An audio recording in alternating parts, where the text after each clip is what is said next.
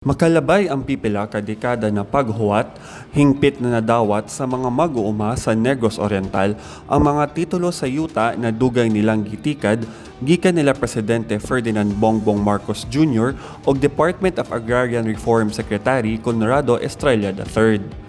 Kapin sa 2,000 ka mag-uuma ang gihatagan sa presidente og Certificates of Land Ownership Award sa usa ka mass distribution ceremony na gipahigayon sa dakbayan sa Dumaguete.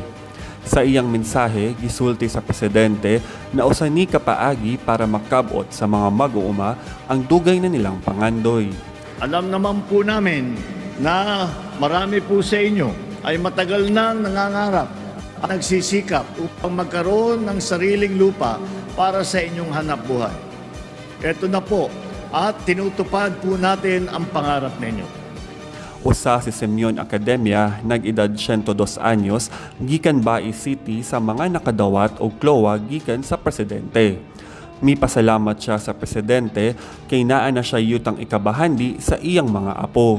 Daghang salamat. Dito bumba makadalo ko yuta galuna nga akong itikan. Ako na mutaga para damin mabuhay ng akong pamilya.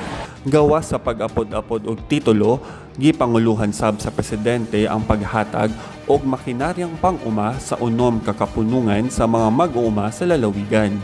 Gikan sa Negros Oriental, kini si Roy Lamotan sa PIA alang sa MDCV.